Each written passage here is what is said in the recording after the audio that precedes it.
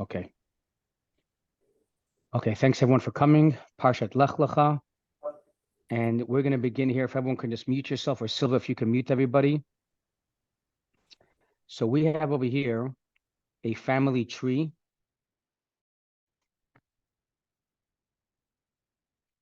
And this is where I'm circling over here is Abraham. So the Torah, as we spoke a little bit about last week's Torah portion, Noah was the first tzaddik. Noah was a tzaddik. He was a tzaddik, and his wife, and some of his children. And then 10 generations later, we have Abraham comes onto the scene. This is Abraham, and he's the first Jew, and he marries his wife, Sarah. Okay? But before we got to Abraham, there is a genealogy tree that begins just one generation prior to Abraham, but our next screen will go a few generations back. We'll go like through 20 generations, but just for right now, just take my word for it. We'll again, on the second slide, we'll get through the genealogy of Abraham's grandparents, great-grandparents. How does the Torah know this? We'll get to that in a minute, but let's just begin with this week's Torah portion, which introduces us to Abraham and his wife, Sarah. So who is Abraham? Abraham had two brothers, Haran and Nachar. Who was Abraham's father? So the Torah is Terach. It actually begins, Terach was Abraham's father.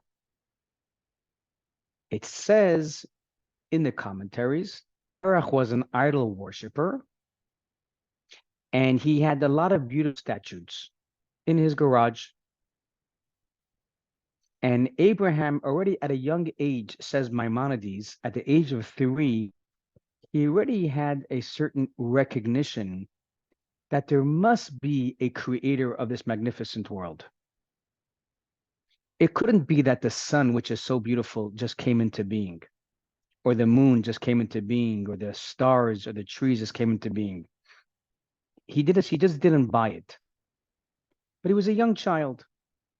So Maimonides says, when Abraham was a little older, he had even more clarity and more understanding that not only did these things not come into being by themselves, really was a master creator. There's a master of this universe. And Maimonides says when Abraham became 40, he was even more convinced that there is a God, there's a superpower, and the superpower created. So when he was 75 years old, and he was so convinced that there really was a God of this universe, God tells Abraham, now I want you to leave your father's household, your land, your birthplace, and you're going to come with me to a very interesting land called the land of Israel. And that's really how this week's Torah portion begins. It begins with him already being 75 years old and already believing in monotheism with one God. It says when he was a young child, he went to his father's garage and smashed all these idols because he knew they were fakes. This is not real. These idols can't be the power that's holding up the world. So his father came in after a day of work and said, who on earth smashed the idols? These are expensive pieces of expensive artifacts. He looks at his son Abraham and says, Abraham, who did this? And Abraham tells his father, it wasn't me. You see that statue in the corner? He's the only statue still standing. And all the other statues in the garage, they're smashed to the ground. It must be him. It must be that one statue that is hanging out standing. So the father says, Terach says, are you kidding me? You're telling me that this statue smashed all the other statues in my garage. Are you a fool? Are you crazy? Of course not. The statue can't move. And Abraham says, Father, and you're bowing down to this statue that you're saying can't move. You don't believe that this statue can smash all the other statues, but yet you believe and you bow down and prostrate yourself to this power of the statues. So this already, as a young child, the Talmud and the Medrash already introduces us to this concept of Abraham believing in monotheism. If anyone were ever to ask you on one foot, what did the Jewish people introduce to the universe? So the anti-Semites will say Hollywood or media or banking. But as a Jew, you have to be very quick to respond. The Jewish people introduced to the world monotheism. That's what we introduced. To say that we introduced being nice to others, that's a nice Jewish trait. But not necessarily did we introduce that. But monotheism was a sort of almost like this invention, like Thomas Edison. This was this new concept that did not exist on the planet until Abraham and Sarah came to the forefront. So what did the Jewish people gift to the world? Believing in one God and believing in a higher power. And that's why the Sheva Mitzvahs B'nai Noach, the 7 Noahide laws, even though the non-Jewish people, they're not commanded to keep kosher, the non-Jews. They're not commanded to keep Shabbat. They're not commanded to, I don't know, put on the tefillin. But they are commanded to believe in one God. Because that is basic common sense. And if you don't believe that there's a higher power, but you worship the sun or you worship the statutes, so that's denying God's existence. And for that, God says no. So one of the 7 Noahide laws is to believe in God, to believe in the higher power. We should have mentioned already last week of all the 7 Noahide laws, which already was introduced in Noah's time, but not many people kept it. Not murdering, not kidnapping, not to have any sexual illicit behavior. What's interesting is besides Hamas being total animals, but actually transgressed so many of the Noahide laws, the laws that are pertaining to them about sexual forbidden, with the rape that they did, with murder that they did, with the stealing of kidnapping that they did, not believing in one God. They just went through the list, chick-chack. Okay, so let's just go back to my share screen. Again, you have this in your chat that Sylvia shared, but in case you don't, or it's too difficult for you to find, again, let me just get this out of the way. Okay. So we have again, Terach was Abraham's father. Terach had 3 kids, Abraham. So who did Abraham marry? He married out? No, he married within his family. He married his niece. He married Haran, his brother's daughter, Sarah. Again, Abraham, his brother Haran's daughter. Haran had a few kids. Sarah was one of his kids. Lot, which we'll get to later, and Milcah. Abraham married his niece, Haran's daughter. As a result, Abraham became Lot's brother-in-law, right? Sarah's brother is Lot. So Abraham married Sarah, who's Lot's brother, Loter. So Abraham is Lot's brother-in-law. So Lot is Abraham's nephew, and Lot is Abraham's brother-in-law. Sarah and Abraham begot Isaac. Isaac had married Rebekah a little bit later on, and they had Jacob and Esau. Now, who was the Jewish nemesis at that time? It was Isaac's brother Ishmael. Abraham married, besides Sarah, he married what we call a concubine. We don't call it a mistress. There's a difference between a mistress, which is illicit and forbidden and secretive. A concubine is a public, civil, legal relationship that in those days men had more than one wife, but the second or third wife could be concubines. So this was Hagar. You can also have 2 wives, but Hagar was not a wife. Hagar was a concubine. That's why dotted line. So Abraham had Hagar. That was his second wife. Why? Because Sarah couldn't have children. So she tells Abraham, hey, we're getting older. I'm getting older. I'm already past 40 years old. In her case, she was already past 90. Have a child. Have another woman, Hagar. Hagar, by the way, they say was a princess of Pharaoh from Egypt. It was an honor for the princess Hagar to even be a concubine, but at least she can marry Abraham. And their child was Ishmael, the founder of Islam. Even though Islam came many, many years later, but the Muslims, they go back to Ishmael. It's a very interesting story that later when Sarah kicked Hagar out of her house, because later when Sarah did have a child, Isaac, she felt a little bit uncomfortable to be in a household with Hagar and her son Ishmael, because the only reason why she let Hagar come in the house was because she couldn't have children.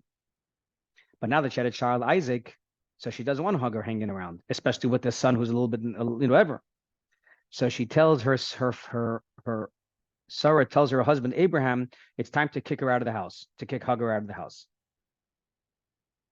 So Abraham, not knowing what to do, he tells Sarah, let us speak to our marriage therapist, which would be God. And whatever God asks us to do. This is actually in the Haftarah on Rosh Hashanah.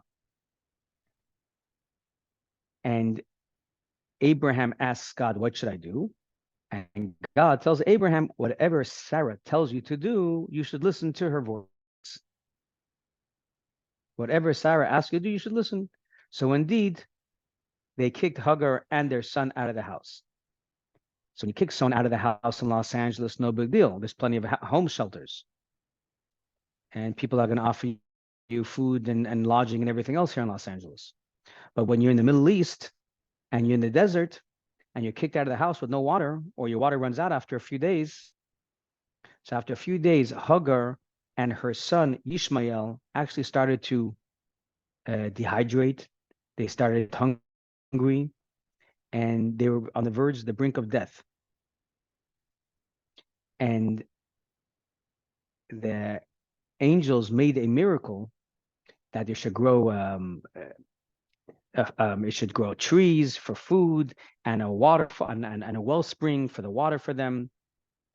But before the angels did it, there was some of the angels says, what? We should make a, this is going to be the forefathers, the founding father of evil, of people that are going to one day try to destroy the world. We can't do a miracle for this child, for Ishmael. This actually is recorded in the Talmud. And this is something that I struggle with. The Talmud tells us, and Rashi brings it down in the Chumash, that the angels, the defending angels for Ishmael, said to the prosecuting angels, he may one day grow up to be a wicked person and be the cause of a lot of death. But right now, is he a wicked person or is he a tzaddik? Is he a tzaddik or is he a rasha? And they admitted that right now he's an innocent child. So the angel says, if he's an innocent child, we have to judge him as he is today, not what he will be tomorrow. And they made a miracle and they saved his life, which is an interesting ethical, moral question. You know, if you had a chance to kill Hitler as a child, you know, would you do it?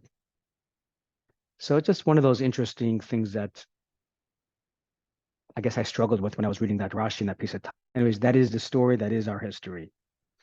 Okay, that's the chart. Let's move on now to, I'm scrolling to this genealogy chart, and I'm sharing screen.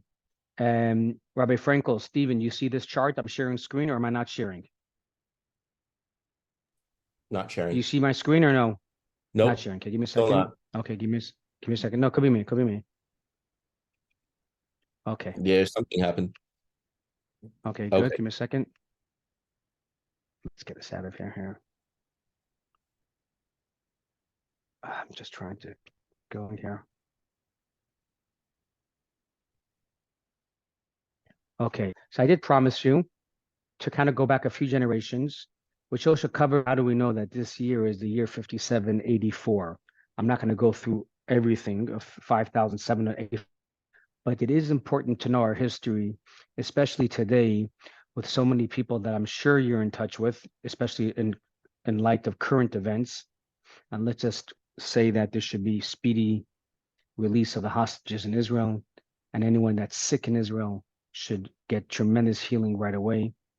All that we're learning now and every mitzvah we're doing now is for the speedy recovery for the Jews in Israel and for the Jews in Israel and for the immediate release of the hostages. Okay, so here at the very very bottom is Abraham. And again, it's good to know this because you're always going to be questioned in the office and the workspace about it. Well, how do they, everyone thinks the Jews started Israel in 1948. It's irrelevant. We go back way before that. Bottom of the chart where my mouse is, third row to the bottom, you see Abraham, right? Abraham, then you have Isaac, then you have Jacob. He lived 175 years, Abraham.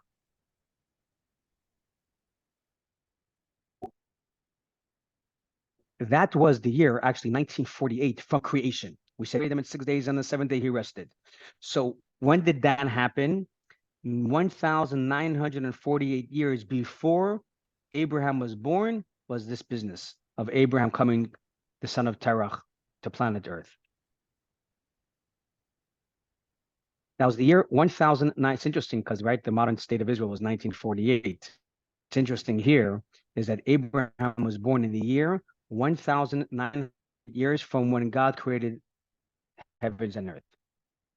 That's an interesting number. Let's go back to the very top now of my mouse. First row. This is Adam. Second 930 years. The Torah tells us he lived 930 years. I'll show you soon where the Torah tells us he lived 930 years. And which means he's born in year 1, Adam, and he lived till 930. So that's why you see, guys, this white space along this first row, all this white space is because he lived in that area, in that era, from year 1 all the way to 930. Make sense, David? Make sense, Sylvia? Good. Now, it says in the Torah, I'll show you in a minute, I just can't just go from screen to screen, that in the year 130, when Adam was 130 years old, he and his wife gave birth to a beautiful child by the name of Seth. Seth lived 912 years. So that's why by the second row, you have this space from 130. And if you add 130 plus 912 years, it'll take you to there in the second row. Again, because Seth was born when Adam was 130 years old. Then a few verses later, I'm going to show you in just a moment. It's 105 years old when he gave birth to his son Enosh. There's Seth. So now, if he was born in the year 130, and it says he was 105 when he got his son Enosh, that means if you do the math, in the year 235 from creation was when Enosh was born. 5 years, all you got to do is add 235 from here, and you go all the way to the year for 905 years, which means he died in the year 1140 from creation. And you keep on doing this. The Torah keeps on doing this for us, that Enosh, when he was 100 years old, he gave birth to his son Canaan. And Canaan was 910 years. And then it says, Canaan, how old was he when he gave birth to his son Mahalal? You keep on going, you keep on going. This is how we have this chart, adding years and down row by row by row. So if you keep on doing that, and then it says, how old was Terach when he gave birth to his son Abraham? So that's how you know, right there where my map, it's 1948 from creation when Abraham was born. I hope I didn't get anyone too confusing, but let's go back to my chart for a second. This other screen. Hold on a minute.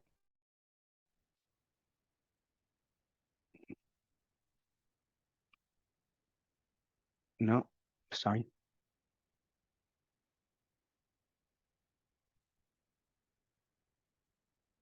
Okay, do you see this? Yeah. Second line.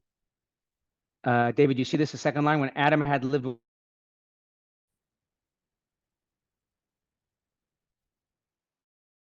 I just feel like I'm losing some people here. I think your audio had cut out. Wait, am I reading? No, I just wanted, do you see my second line? Yeah, I see it. Okay, so it says over here, I'll read it.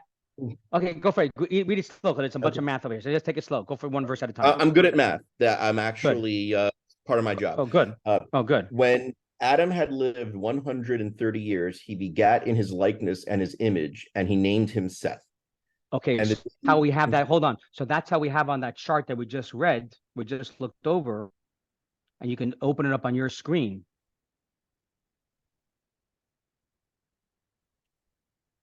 Yeah, I can do it. That's why it has. Seth was Adam was 130 years when he got Seth. That's why it says Seth was born in the year 130 from creation, because you just read that verse, David. Let's continue reading what you just said. Next verse, go ahead. And the days of Adam after begetting Seth were 800 years, and he begot sons and daughters. All the days that Adam lived were 930 years, and he died. Okay, so now that tells us that's how the chart that he lived from year 1 till year 930. Continue. Seth lived 105 years and begot Enoch. Stop right there. Yep. Mm-hmm. So Seth lived. So that's why you have 130. And so if it says 105 years and he begot Enosh. So that's how we know 130 plus 105 is 235. And that's why they put the white shade, the white box at 235. Okay. Continue reading. Yep. Okay. And Seth lived 807 years after begetting Enosh, and he begot sons and daughters. All the days of Seth were 912 years, and he died. Okay, stop. Let And me just look then at the chart. Hold on. So that's it says 912 years. 905. 905. Oh, So sorry. that's how Seth was 912. it says 912. Oh, no, sorry. Seth was 912. Yes, that's what 9. Okay. Okay, fine. I guess we got confused there. Continue. Sorry, I was thinking, I was like glancing ahead with my eyes, and I looked at Enosh. Okay, Yeah. so We're Enosh lived 90 years and beget Kenan. And Enosh lived, so so let's go 90 back to my years chart later, for a second. Let's go 90 years later. So 35. 235 That's 325. Yep. and Plus 90 is 325. Yeah. Very good.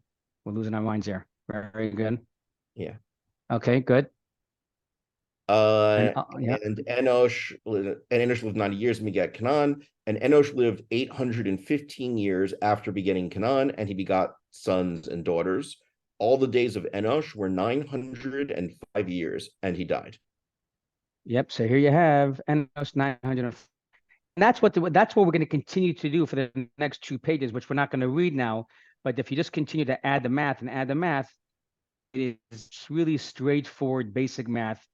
So this chart seems like, oh my gosh, confusing. And oh my gosh, how did they get this information? But this is really straight, not even from the Talmud. This is straight out of the Chumash, it's straight out of the Torah. It really makes it really crystal clear for us. So that's why, and I happen to love math, I happen to love numbers because numbers are long. And so here we are, and you keep on going. And at the end of Parsha Noah, the 10 generations from Noah all the way to Abraham. And then Isaac, it says, how old was Abraham when he got Isaac, and how old was Isaac when he begot Jacob, and how many years did Jacob live? And that's how you have it. Simple, simple, simple.